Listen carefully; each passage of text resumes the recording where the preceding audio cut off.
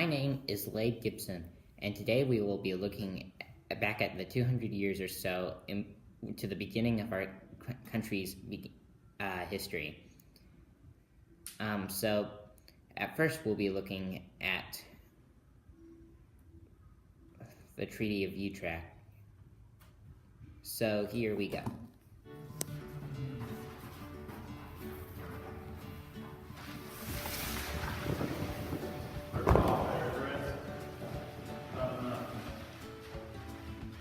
That's the end.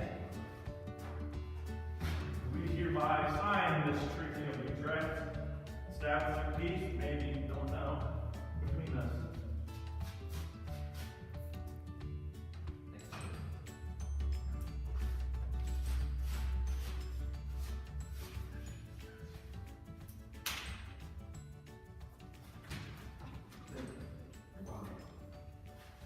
Now let's roll this up and put it in protected safe.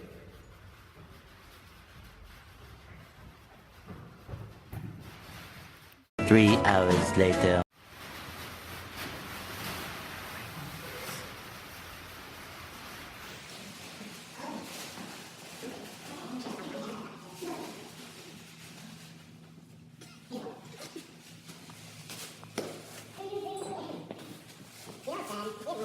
In the Treaty of Utrecht, the British got the West Indies and eastern Canada, and France got the west of the Mississippi.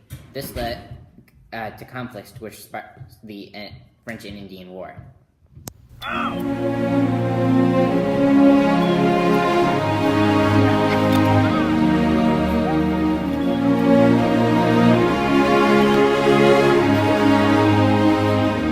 King William's War, Queen Anne's War, and King George's War are all sometimes referred to as the French and Indian War.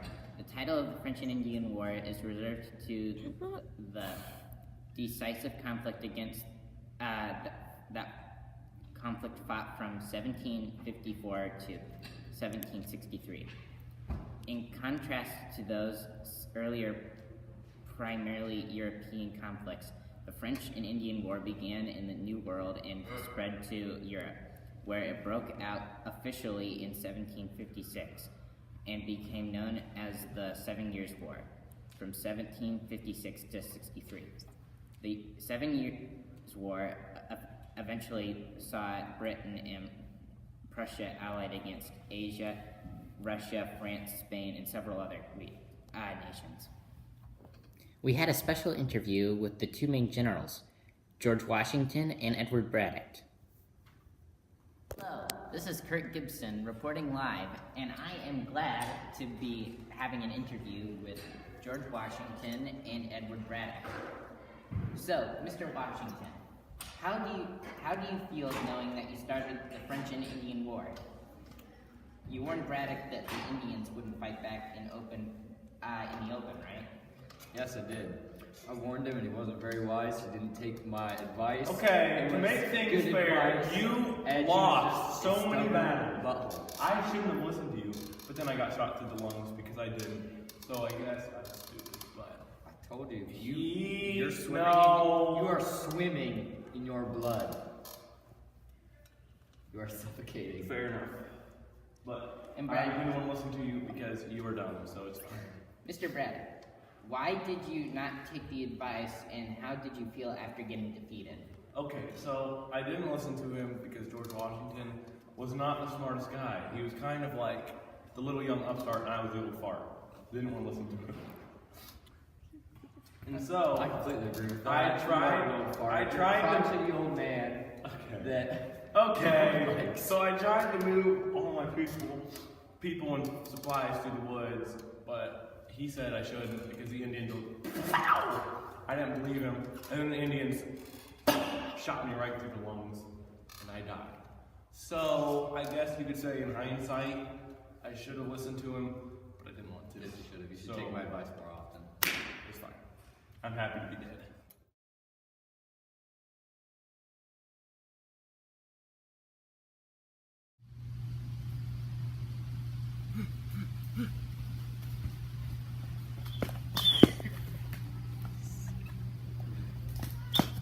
Ow!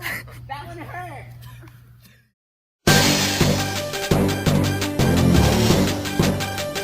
Breaking news. We now have a live segment with Ben Franklin at the Albany Congress. Join or die. If you don't, we shall never have political unity in the soon-to-be United States. We now take you to a couple of interviews with many famous people from this war. Let us take a look. Okay. Hello there. We are here with Marquise de Montcalm. And so, how did you become one of the greatest commanders of the war? Well, let me tell you, it was pretty hard, but I destroyed not one, but 2 major British posts. That is a great accomplishment. Thank you for your time. Back to you, Tom. And now, welcome our guest, William Pitt. Why were you so confident of the battle that you thought you could win? Well, I think that I'm a really smart guy. And I think that I was the only one that could do it. I'm here today with James Wolfe. How you doing, James Wolfe? I'm doing pretty good. So, what was it like to defeat one of the greatest fortresses in North America and become one of the greatest commanders? It felt exhilarating.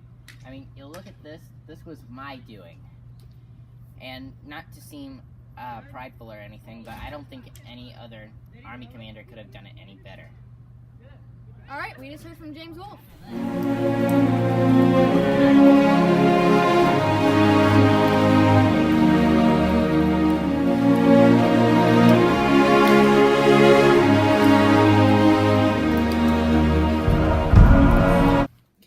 After the British won the war, they signed the Treaty of Paris. Hi, I'm Susie, and I am here reporting live with Britain, France, and Spain, who are signing the Treaty of Paris on February 1763.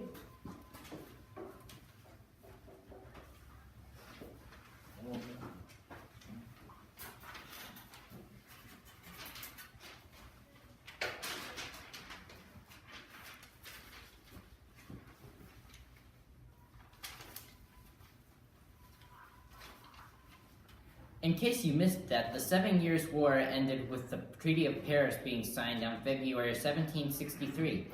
France had to give up Canada and give Louisiana to Spain. Hiya, hiya, white man, peace. Bruh. After the Treaty of Paris, Pontiac attacked multiple British forts. Eventually, they had to make a peace, though. The Indians were outraged by this peace, which led to the Pontiac's death from another Indian.